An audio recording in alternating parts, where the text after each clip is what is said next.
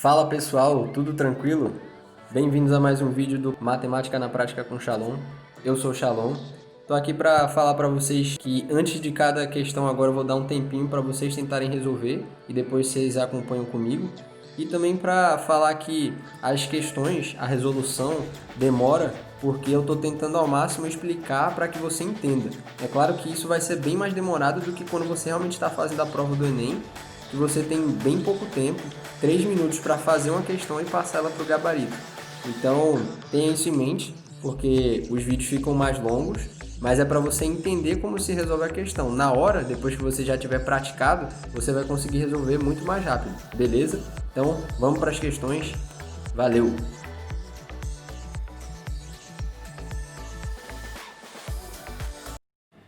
Vamos para a questão 138 da prova amarela, então. Vou colocar aqui o número dela.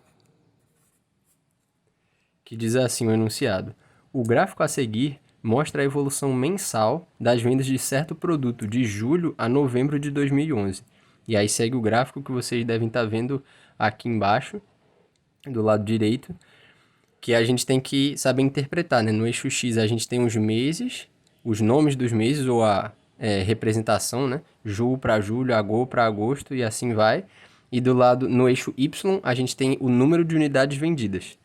E aí, continuando o enunciado, ele fala: sabe-se que o mês de julho, que é o primeiro que está aparecendo no nosso gráfico, foi o pior momento da empresa em 2011 e que o número de unidades vendidas desse produto em dezembro de 2011 foi igual à média aritmética do número de unidades vendidas nos meses de julho a novembro do mesmo ano. Então, a primeira coisa que a gente vai calcular aqui vai ser as vendas de dezembro, que eu vou chamar de V10 ponto. E aí, a gente precisa calcular a média aritmética. No caso desse nosso gráfico, a gente tem 5 meses. Então, a gente vai somar todas as vendas desses 5 meses e dividir pelo total de meses, que é 5. Então, começando pelas vendas de julho, que foram 700, a gente soma com as de agosto, que foram 2.500. Setembro foi o mesmo número, 2.500, por isso que no gráfico se manteve uma linha horizontal. Em outubro aumentou para 2.800 e aí em novembro teve uma pequena queda de 100 somente. Aí a gente divide tudo isso por 5. Aqui eu gosto de fazer as contas devagar para garantir que eu não vou estar errando nada. Então vou fazer de 2 em 2. 700 com 2.500 vai dar 3.200. 2.500 dá 5.300 e o 2.700 eu vou repetir. Dividindo por 5. Continuando aqui embaixo. 3.200 mais 5.300 vai dar 8.500 mais 2.700. Ainda dividido por 5. Por fim, 8.500 mais 2.700 vai dar 10.000 mais 500 mais 700, 1.200. Então 11.200 sobre 5. Que vai dar um resultado de 2.240. Ou seja, e aí eu vou destacar aqui o resultado. A venda de dezembro foi de 2.240 unidades. E aí a gente segue no enunciado, que diz assim: o gerente de vendas disse em uma reunião da diretoria que se essa redução no número de unidades vendidas de novembro para dezembro de 2011, ou seja, as vendas diminuíram, né? A gente tinha 2.700, foi para 2.240. Se elas se mantivessem constantes nos meses subsequentes, apareceu uma PA aí. A gente tem uma progressão, uma sequência de termos que tem uma variação constante. Nesse caso vai diminuir, né? Porque a gente está tendo uma queda de novembro para dezembro. Ele fala que as vendas só voltariam a ficar piores que julho, que foi quando a gente vendeu só 700 unidades, só no final de 2012. Mas aí o diretor financeiro estava esperto, rebateu imediatamente esse argumento, mostrando que mantida a tendência, ou seja, mantendo essa mesma razão na progressão aritmética que a gente vai calcular aqui, isso aconteceria já e aí a gente precisa saber qual é o mês. Então, primeiro vamos calcular qual é essa diferença, que vai ser a razão da nossa progressão aritmética. Ela é a diferença entre dois termos consecutivos. Então, vou fazer o termo de dezembro, a venda de dezembro, menos a venda de novembro. A de dezembro foi de 2.240 unidades e a gente subtrai da de novembro, que foi aqui, 2.700. Aí a gente vai encontrar um número negativo, que faz sentido, porque a nossa razão vai estar diminuindo o número de unidades vendidas a cada mês. E aí essa diferença vai dar menos 460. E aí eu vou destacar aqui, a nossa razão é menos 460, que é o número de unidades vendidas que a gente vai diminuir a cada mês que passar. E agora a gente vai para a nossa progressão propriamente dita. Eu vou chamar o primeiro termo dela de V0, que são as unidades vendidas no mês zero, vou chamar o de dezembro. Para dar uma facilitada, vocês vão ver quando a gente for calcular o N. E aí a gente tem quanto? 2.240, que a gente já calculou. E aí da PA, a gente sabe que para calcular um termo que vem depois do primeiro, a gente repete o primeiro e soma uma quantidade de vezes a razão, né? Aqui, como a gente está andando uma vez, a gente vai somar uma vez a razão. Assim, para o V2, a gente teria o V0, que é o de dezembro, mas a gente andou 2 meses, então a gente vai somar 2 vezes a razão. E assim sucessivamente, para o mês N, a gente vai pegar o V0 e vai somar N vezes R, que está um pouquinho diferente da fórmula normal que a gente vê, que é com N menos 1. Mas aí você consegue ver, ó, o V1 eu estou somando uma vez R, o V2 duas vezes R. Então assim o Vn vai ser N vezes R. Aí, pô, por que eu fiz isso? Eu fiz isso para facilitar, porque o número que a gente encontrar aqui do termo da PA, o N, ele já vai ser o mês do ano. Ou seja, a gente estava no zero em dezembro, ó, o 1 é o mês de janeiro, que é o que vem depois fevereiro e assim vai. Então, o que ele quer que a gente calcule agora é quem?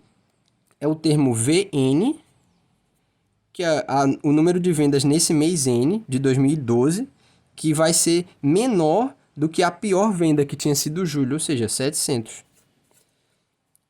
Agora, para a gente prosseguir, é só a gente ir substituindo o que a gente já encontrou. O Vn eu vou substituir por essa fórmula aqui, que a gente tem V0 mais N vezes R, menor do que 700. Agora a gente substitui os valores. O V0 é 2.240. O N é o que a gente quer descobrir, que vai ser o número do mês do ano, que a gente quer encontrar. E o nosso R é negativo. Aí eu vou colocar entre parênteses para a gente não se enrolar. Menos 460. Isso tudo menor que 700. Aí, como a gente quer isolar o N, e aqui está negativo, eu vou passar isso aqui para o lado direito da desigualdade para a gente ficar com ele positivo. E passar esses 700 para cá. Aí a gente vai ter o 2.240. O 700 estava positivo, vai passar para cá negativo. E aqui estava negativo, menos 460 vezes N, vai passar para lá, mais 460 vezes N. Aí, resolvendo essa diferença aqui, a gente chega em 1.540, é menor que 460N. Aí a gente já pode cortar esses dois zeros aqui, ó. E aí, a gente geralmente prefere colocar a nossa variável que a gente quer descobrir do lado esquerdo, né? Então, eu vou só inverter essa desigualdade. Se a gente ler do lado direito para a esquerda, isso está dizendo que 46N é maior do que 154. Que é exatamente o que eu vou escrever aqui. Maior que 154. Agora eu vou isolar o N. Se aqui estava multiplicando por 46, eu vou passar dividindo para o outro lado. Aqui a gente pode simplificar dividindo por 2, em cima e embaixo, porque os números são pares. E a gente chega que o nosso N é maior do que 77 sobre 23. A sombra chegou de novo. 23 é primo e não divide 77, que é 7 vezes 11, o produto de dois primos. Então, a gente vai ter que fazer essa continha aqui. 77 por 23. Vai dar 3, que vai dar 69. E resto 8, que é menor do que 23. Então, nosso N tem que ser maior que 3. Ou seja, o N mínimo, o primeiro mês que vai acontecer é o mês 4. E o mês 4 é o quê? O mês de abril. Que é a letra D.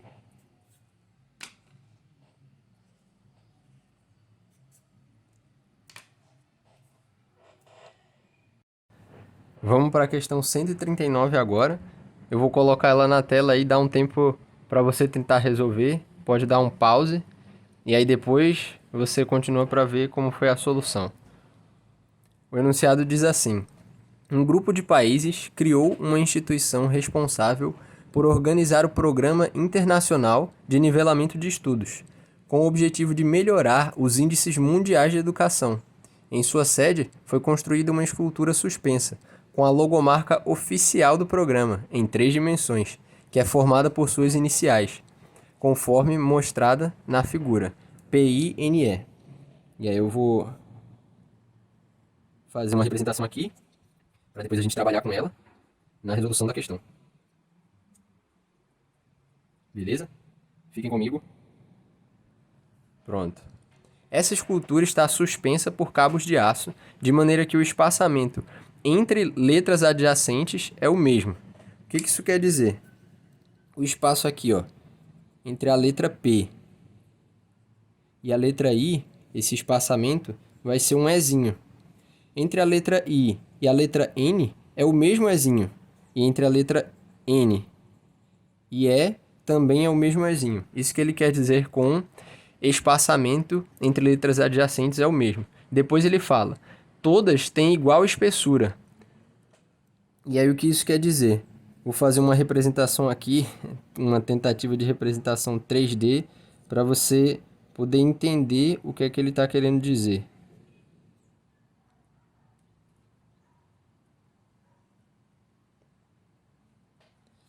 Isso aqui quer dizer, quando a gente botar o I aqui também, por exemplo,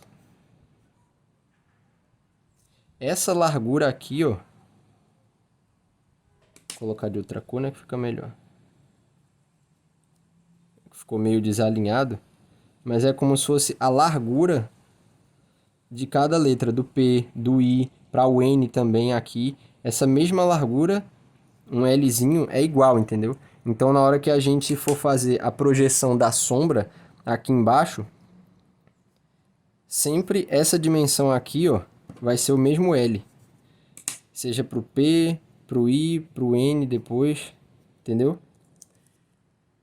E aí ele continua. Todas têm igual espessura e ficam dispostas em posição ortogonal ao solo, ou seja, formando 90 graus. Quando a luz do sol vier aqui, ó, meio-dia, a pino, quer dizer que a gente vai ter uma projeção completamente vertical, de cima para baixo, podemos dizer assim. Como ilustrado a seguir, aí ele dá o exemplinho que eu dei uma representada aqui, 3D, para a gente entender como vai ficar sobre o solo. E aí ele pergunta, ao meio-dia, exatamente como eu falei, com o sol a pino, que a luz vai estar vindo aqui em posição vertical, de cima para baixo, as letras que formam essa escultura projetam ortogonalmente suas sombras sobre o solo, que é o que a gente quer calcular. A sombra projetada no solo é, e aí ele dá as 5 opções. Esse tipo de questão tem como você resolver indo direto para as alternativas e tentando marcar as erradas de cara. Mas eu vou tentar dar uma explicada aqui para você, caso caia uma questão parecida, você entender como funciona a ideia e poder fazer qualquer questão desse tipo, mesmo se não tiver alternativa, por exemplo. Então, a gente sabe que o P, a gente vai tentar olhar como se fosse vindo de cima aqui, ó. Então, o P, ele começa aqui e vai terminar aqui. Então, a gente sabe que ele tem uma extensão completa assim, ó. E como a gente já viu que todos vão ter essa mesma espessura L, eu posso desenhar ela inteira aqui, ó, como se fosse um retângulo. E a gente vai ter que só preencher, aqui vai ser L, ó, e aqui também, né? Todas as letras, onde vai ter sombra, por exemplo, aqui da letra P, ó. A gente vai ter uma sombra preta, e depois entre o P e o E, lembra que tem o Ezinho aqui, ó. Aqui é o P e aqui é um Ezinho, que é justamente o espaçamento entre letras. Depois a gente tem o I, que ele é bem estreitinho, é tipo um quadradinho. E depois entre o I e o N, a gente vai ter outro Ezinho. Aqui a gente tem o I, que eu vou desenhar assim para ficar mais claro. O N, ele até coloca nas alternativas que pode confundir muita gente. Você achar que porque ele tem duas pernas, né?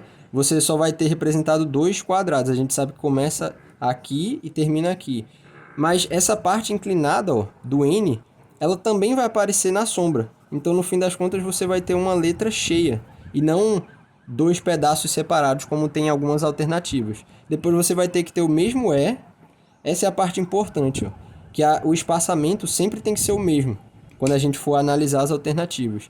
E aí o E é fácil, né? A gente tem essa parte aqui toda contínua, então vai ser direto um retângulo aqui, com o N sendo um pouquinho, talvez até maior do que o E.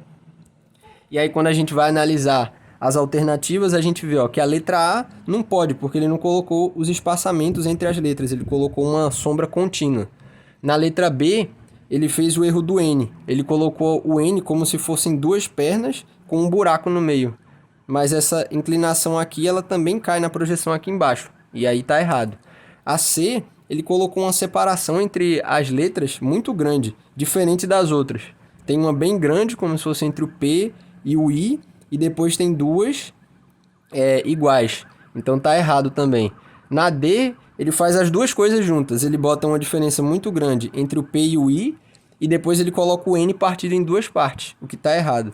E quando a gente vai finalmente para a letra E, é exatamente a resposta certa e que está bem parecido com o nosso. A gente tem um P grande, um espaço, os três espaços entre as letras são iguais, o I é mais curtinho, o N é maior e o E é um intermediário, assim. Então, a gente fica nessa questão com a letra E.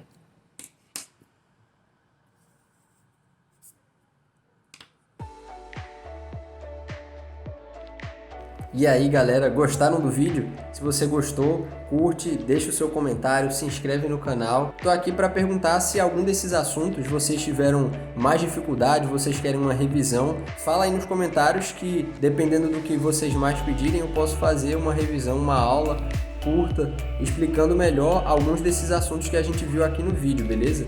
Seja logaritmo, por exemplo, que é mais chato, ou porcentagem. Fala aí embaixo, deixa aí nos comentários.